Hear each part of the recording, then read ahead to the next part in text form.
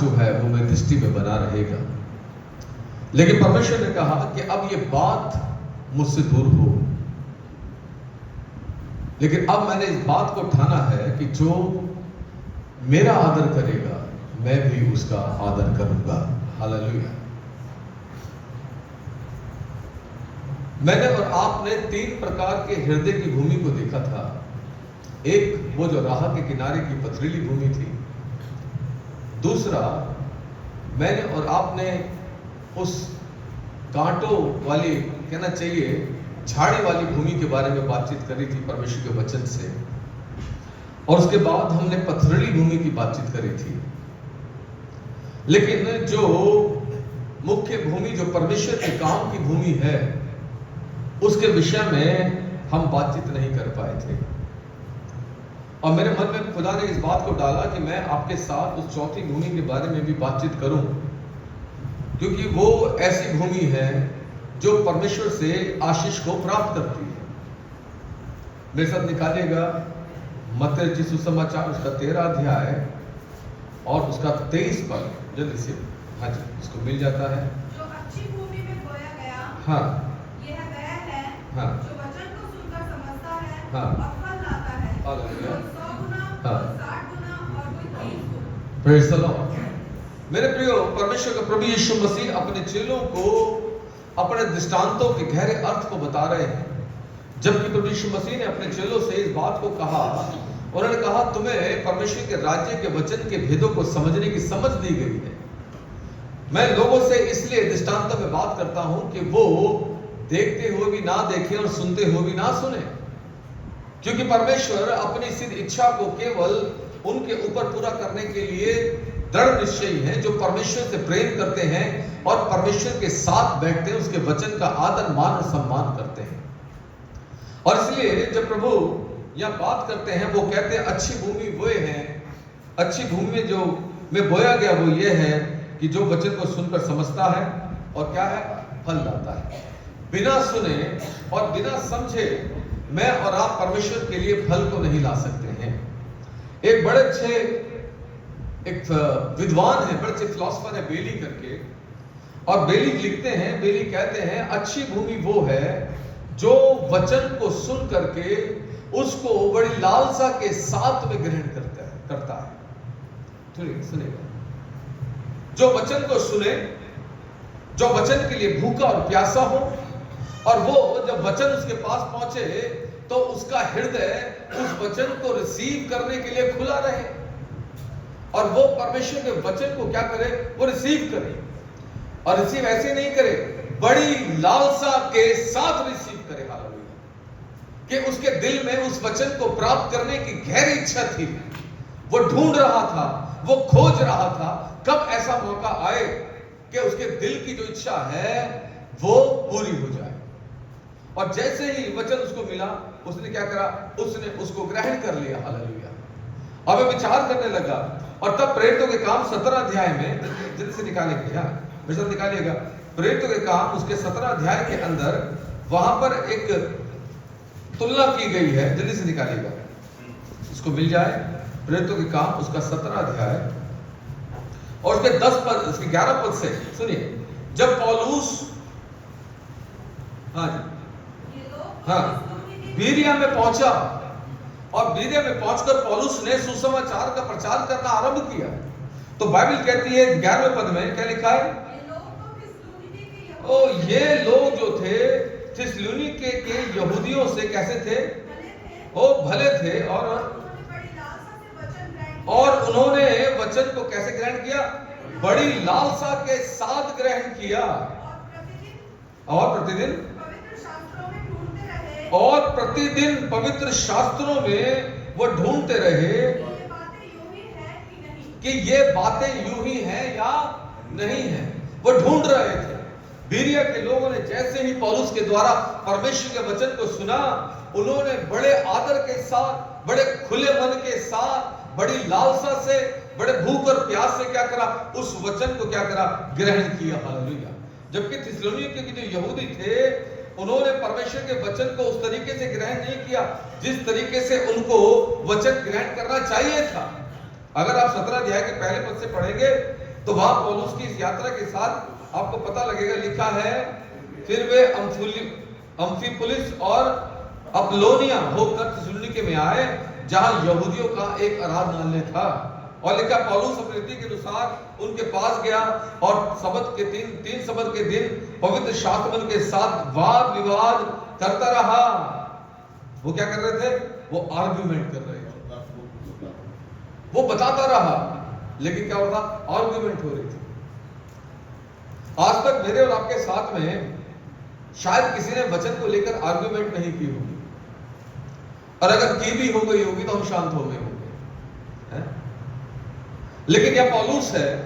पौलुस एक ही उद्देश्य के साथ बीरिया में पहुंचा। पौलुस एक ही उद्देश्य के साथ थिस्सलुनीके में गया कि वहां प्रभु का वचन लोगों को बताए, उनको उद्धार का संदेश दे, उनको छुटकारे का संदेश दे, उनको क्षमा का संदेश दे। लेकिन थिस्सलुनीके के यहूदियों ने क्या करा? पौलुस का सामना किया। लेकिन बीरिया के यहूदी जो हैं, लिखा है, उन्होंने अपने दिल को खोल दिया। हालेलुया। अच्छी भूमि के वे हैं जो अपने आप को तैयार करते हैं और परमेश्वर के वचन को बड़ी लालसा के साथ ग्रहण करते हैं। ना केवल ग्रहण करते हैं, वो उस वचन को क्या करते हैं? रिसाइट करते हैं, उस वचन को दोहराते हैं, उस वचन को खोजते हैं, परमेश्वर के वचन में जाके देखते हैं क्या ये बातें यूं ही हैं या नहीं। हालेलुया। साथ ही साथ अच्छी भूमि के लोग वो हैं मेरे प्रिय, जो वचन की सेवकाई में बड़ी लगन के साथ लगे रहते। उनके पास कोई एक्सक्यूज नहीं उस काम को छोड़ देने का। ठीक है, मैं और आप महानगरों में रहते हैं और हमारे पास यहां काम कभी खत्म नहीं होता। हम एक काम को करते हैं, दूसरा काम हमारे सामने होता है। हम सोचते हैं कि इसके बाद हमें फुर्सत मिल जाएगी, लेकिन फुर्सत नहीं मिलती, उसके बाद दूसरा कुछ ना कुछ आ जाता है? और मेरे साथ तो अधिकतर होता है, जब मैं पत्नी को कहता हूं भाई मैं कल कहीं नहीं जाऊंगा, कल मैं रेस्ट करूंगा, मेरे को कमर में बड़ा दर्द है, ऐसा है वैसा है, और क्या होता है? तभी मुझको क्या होता? जाना पड़ता है। शायद आपके साथ भी ऐसा हो सकता है। सुनिएगा, आपके साथ ऐसा हो सकता है कि अगर आप परमेश्वर के वचन की सेवा को लगन के साथ करने का प्रयास करें, नहीं मुझे जाना है तो जाना है? तब आप समझ पाएंगे कि ये दुनिया जो है आपको रोकने के लिए कोशिश करती है, आपके लगाव को परमेश्वर के साथ में कम करने की कोशिश करती है, और उसके वचन को आपके जीवन में आने से क्या करती है? वो स्टॉप करना चाहती है।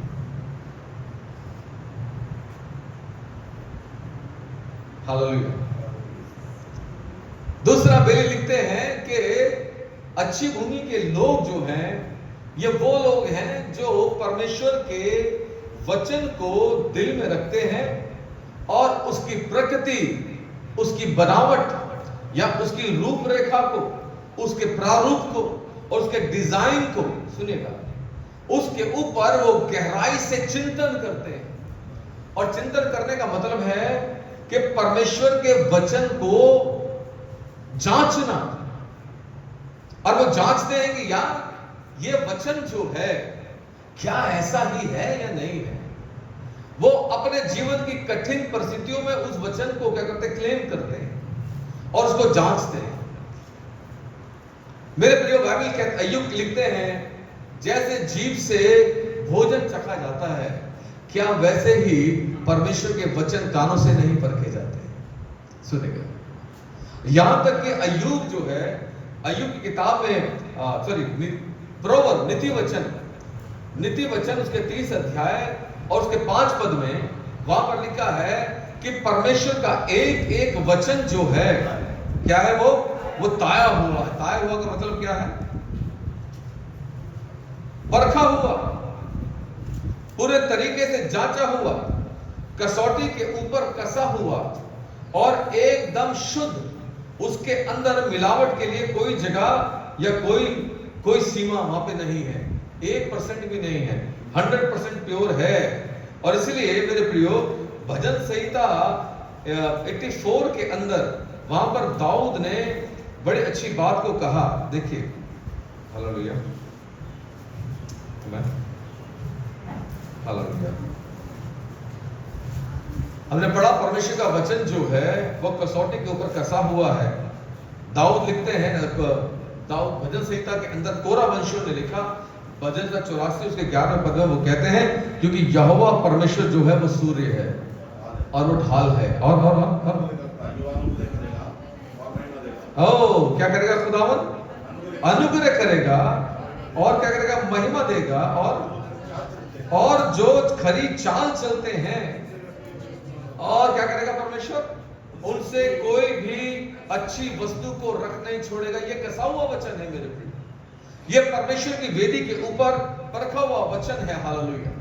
और ये वचन मुझे और आपको हिम्मत देता है। सुनिए, जानते हैं प्रभु यीशु मसीह ने 4 प्रकार की भूमि को क्यों रखा अपने इस दृष्टांत के अंदर?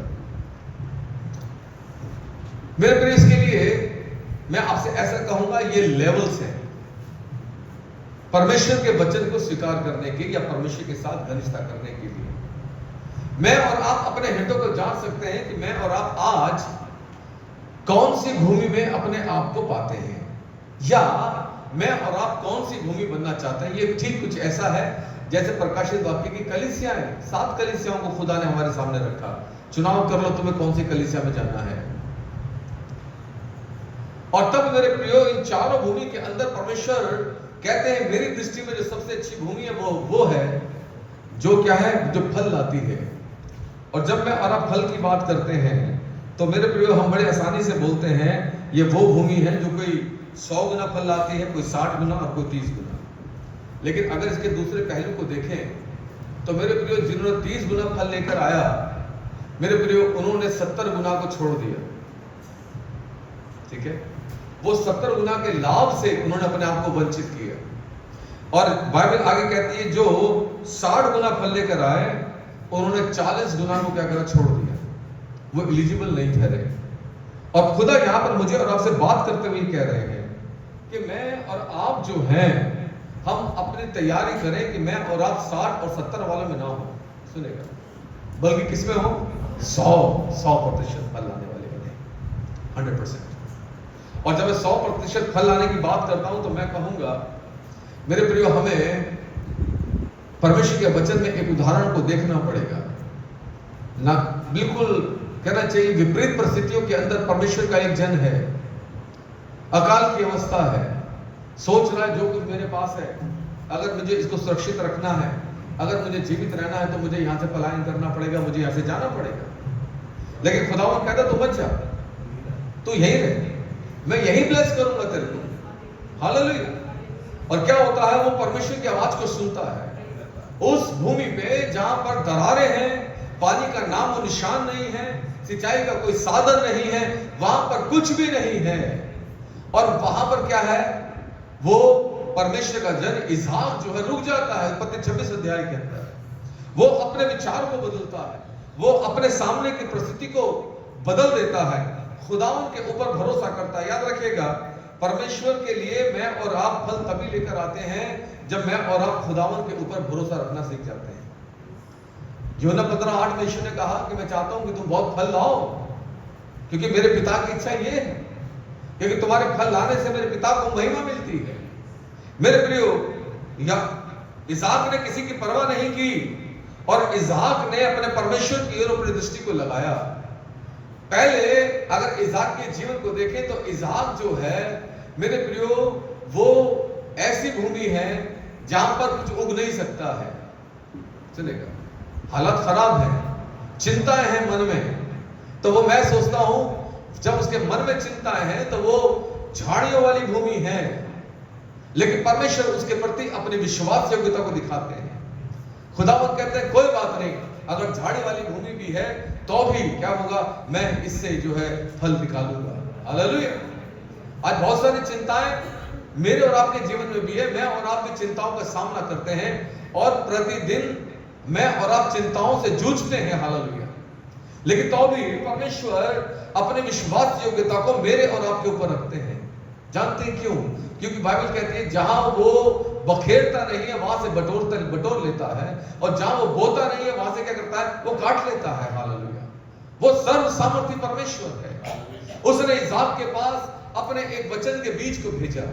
उसने कहा, इसहाक सुन, तू मिस्र में मत जा, जो देश में तुझे बताऊं उसी में रह, तू इसी देश में रह, जहां तू है तू वहीं पर रह, हालात से मत डर, बिल्कुल चिंता मत कर। और सुन, अब्राहम ने मेरी मानी और जो मैंने सौंपा था उसको मेरी आज्ञा और विधि और व्यवस्था का पालन किया, और इसलिए मैं उसके अब्राहम के विश्वासी होने और उस प्रतिज्ञा जो मैंने अब्राहम से की है उसका प्रतिफल मैं उसकी संतान यानी तेरे को दूंगा। हालेलुया। तो जिस स्थान के ऊपर है तू वहां पर रह। हालेलुया। मेरे प्रियो, अगर कोई आम व्यक्ति होता तो मैं ऐसा सोचता हूं, हालेलुया, वो कभी रुकता नहीं। ठीक है, वो कहता नहीं, क्योंकि हम अपनी बुद्धि को बहुत अधिक लगाते हैं कई बातों में। ठीक है, लेकिन परमेश्वर के वचन के साथ मेरे प्रियो, परमेश्वर का वचन एक ऐसा कहना चाहिए ऑब्जेक्ट है, एक ऐसा धातु है, उसके अंदर मेरी और आपकी कोई बुद्धि नहीं चलती है। जो परमेश्वर ने कहा परमेश्वर उसको करेंगे। ठीक है, अभी नहीं करेंगे तो बाद में करेंगे, लेकिन परमेश्वर का वचन जो है कभी व्यर्थ नहीं लौटता है। और तब बाइबल आगे कहती है, इसहाक ने अपने विचार को बदला, और लिखा फिर 12वें पद में हम जब पहुंचते हैं तो बाइबल कहती है, फिर इसहाक ने उसी देश में जोता, उसी देश में बोया और उसी वर्ष में 100 गुना फल पाया।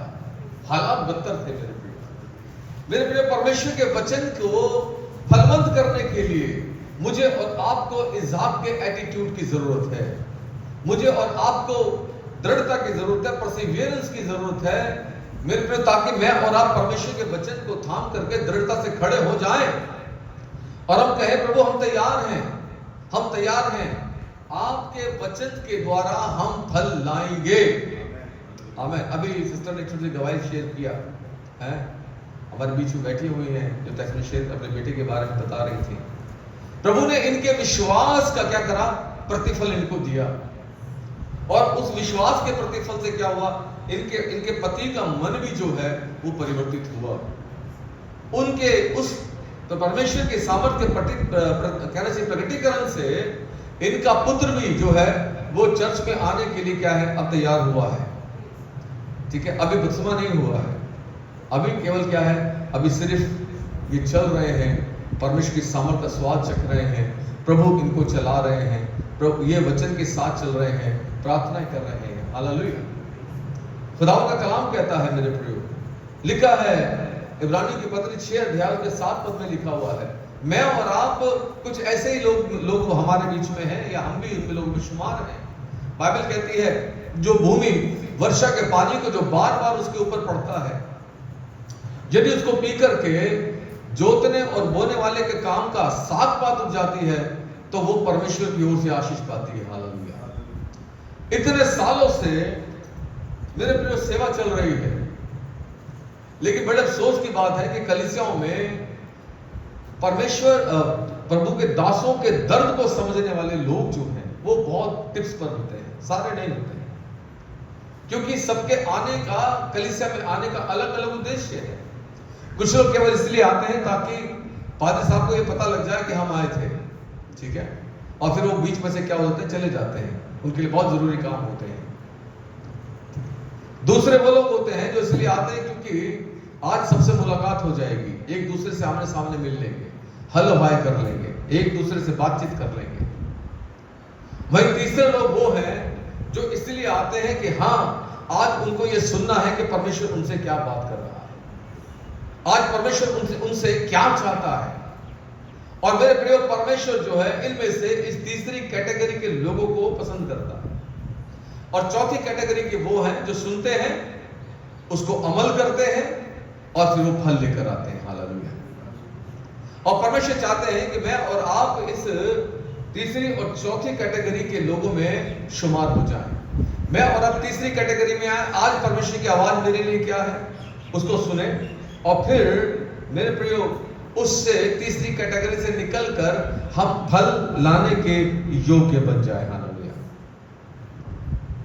अच्छी भूमि रिप्रेजेंट करती है मेरे प्रियो उन लोगों को जो परमेश्वर के वचन को सुनते हैं और फिर परमेश्वर के वचन को समझते हैं। वे वचन के अनुसार जीवन जीने के लिए अपने आप को समर्पित करते हैं। वो तैयार है, आने दो जो भी होगा। एक बड़ा सा गीत है, आंधी आने दो या आने दो तूफान, वो नैया क्या डूबेगी जिसमें है यीशु महान। हालेलुया। वो तैयार है, आने दो, जो आएगा देखा जाएगा, लेकिन मैं परमेश्वर के वचन को अपने जीवन से जाने नहीं दूंगा। हालेलुया। वे परमेश्वर के वचन की श्रेष्ठता और उसके महत्व और मूल्यों को समझते हैं, और साथ साथ वो उस वचन को ग्रहण करके परमेश्वर के साथ नम्रता और दीनता के साथ क्या करते हैं, वो चलते हैं। हालेलुया, वो चलते हैं। Praise the Lord. मैंने और विचार किया तो मैंने एक बात और पाई, अच्छी भूमि के लोग वो हैं जिन्होंने अपने कठोर मन को नम्र किया है, और उन्होंने परमेश्वर को अवसर दिया है कि यहेजकेल 36:26 के अनुसार परमेश्वर उनके हृदय, पत्थर रूपी हृदय को निकाले, और उस पत्थर रूपी हृदय को निकाल करके उसकी जगह पर क्या दे, मांस का हृदय दे। जानते हैं क्यों मांस का हृदय देना चाहता है? ताकि हम परमेश्वर की उस सोच को जाने, मैं और आप उसके दर्द को जाने, उसकी इच्छा को जाने, उसके प्रेम को एहसास करें, उसकी भावनाओं को पहचान सकें। सब लोग परमेश्वर के उतने करीब नहीं आ सकते जितना परमेश्वर से प्यार करने वाले उसके बेटे और बेटियां आ सकते हैं, जो दिल से परमेश्वर को पुकार सकते हैं, और फिर मेरे प्रिय वो परमेश्वर की आवाज को सुन करके रिस्पॉन्स कर सकते हैं, है ना। कितनी बार होता है, कितनी बार होता है, शमूएल उसने परमेश्वर की आवाज को सुना जरूर था, लेकिन वो समझ रहा था ये एली बोल रहा है, और इसलिए वो सही प्रतिक्रिया नहीं दे पा रहा था। उसकी प्रतिक्रिया जो थी वो केवल एली तक थी। आपने मुझे बुलाया, आपने मुझे बुलाया, और एली भी समझ गया यहोवा इससे बात करना चाहता है। तो उसने कहा अब की बार आवाज आए तो क्या कहना, फरमा कि तेरा बंदा सुनता है। मेरे प्रिय, परमेश्वर चाहते हैं कि मैं और आप 100% फल लाने के लिए प्रयास करें, लेकिन उस प्रयास को करने से पहले जरूरत हमें इस बात की है कि हम परमेश्वर की आवाज की तरफ रिस्पॉन्स करें। हम कहें प्रभु बताइए, आपका बंदा जो है वो सुनता है। यहेजकेल के पास परमेश्वर का वचन कैसे पहुंचा, कभी आपने विचार किया है? मैं उसको काउंट कर रहा था, लगभग 48 टाइम्स उसने इस बात को कहा और परमेश्वर का वचन मेरे पास पहुंचा।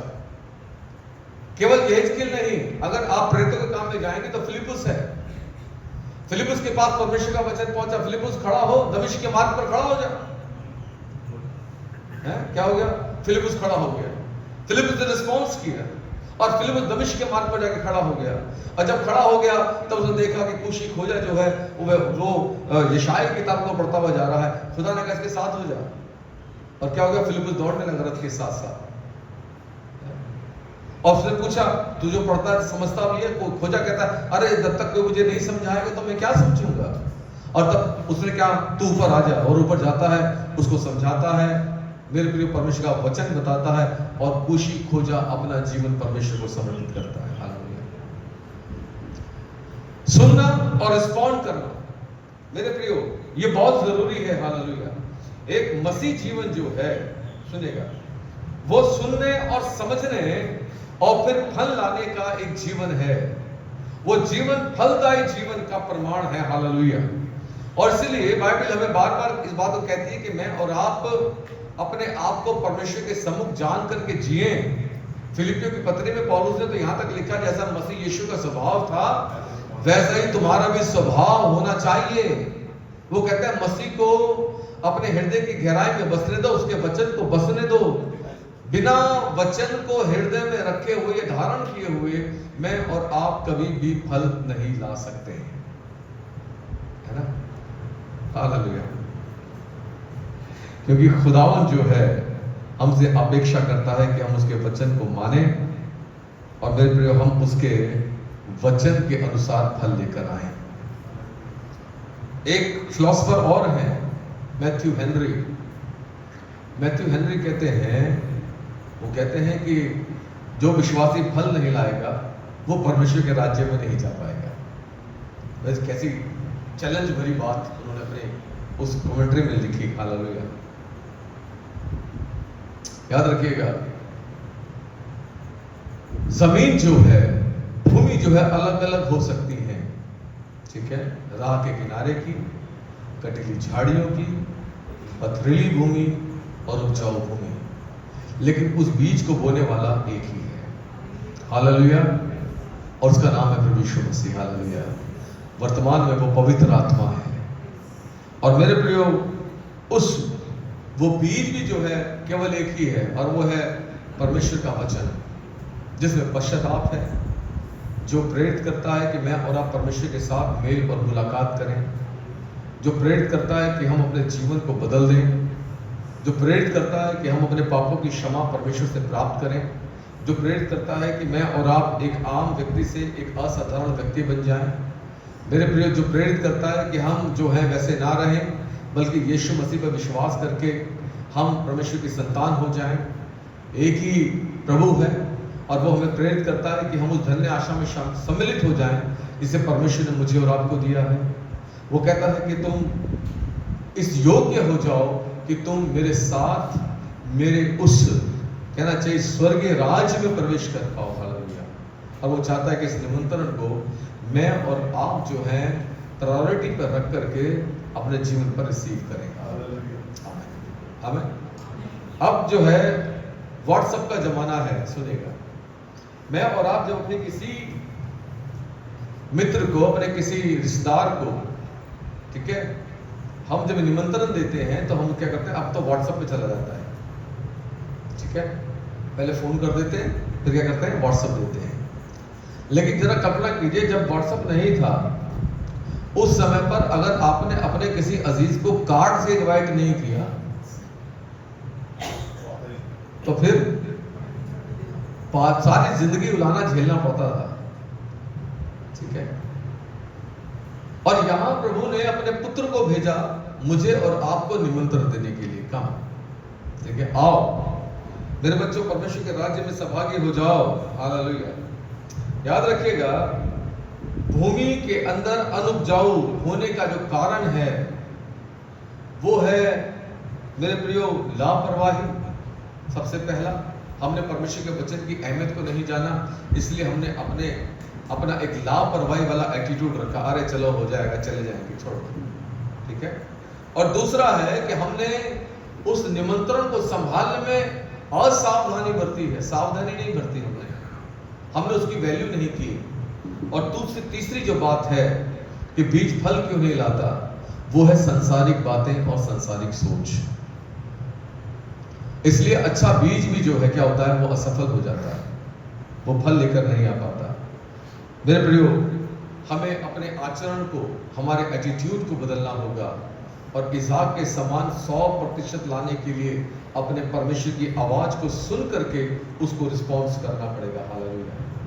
सुनेगा, अगर आप यिर्मयाह नबी की किताब उसका 4 अध्याय के तीसरे पद को, 3 पद को पढ़ेंगे तो एक आखिरी पद है, फिर मैं समाप्त करूंगा, दिल से पढ़ेगा। यिर्मयाह नबी की किताब उसका 4 अध्याय और तीसरा पद होना चाहिए। यस, यहाँ पे एक मिनट है, मैं निकाला, ठीक है। वहाँ पे ये लिखा हुआ है, अब हाँ, पढ़ो। हाँ, यहूदा और यरूशलेम के लोगों से परमेश्वर यहोवा यूं कहता है, क्या कहता है, अपनी पड़ती भूमि को क्या करो, जोतो। और आगे बढ़े, और तुम कटीले झाड़ों में बीज मत बो। आगे बढ़िए। हाँ, छोड़ दिए, मैंने कहा थैंक यू। बाइबल कहती है अपनी पड़ती भूमि को जोतो। एक पासवान के पास एक बड़ी भूमि होती है, उसके पास उसके लोग हैं, उसके पास कलीसिया है, कलीसिया के साथ साथ उसके अन्य लोगों की जिम्मेदारी उसके कंधों पर है, और वो अपने बीज को, परमेश्वर के बीज को लगातार उनमें बोता है। मेरे प्रियो, पास्टर की भूमिका कलीसिया के अंदर महत्वपूर्ण है। माता पिता की भूमि जो है उनकी संतानें हैं।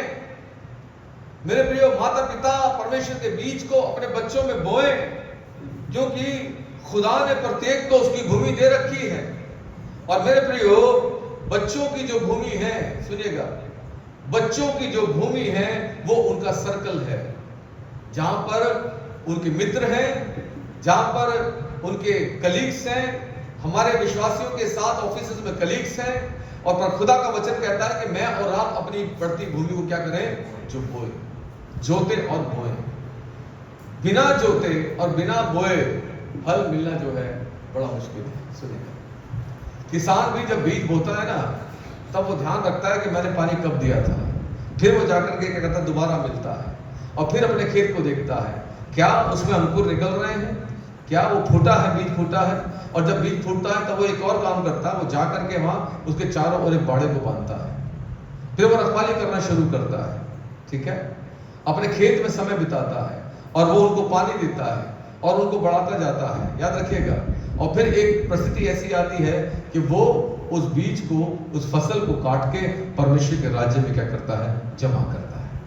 आमीन। मुझे और आपको भी किसी ने ऐसे ही, सुनो, प्रभु के लिए काट करके उसके राज्य में जमा किया है।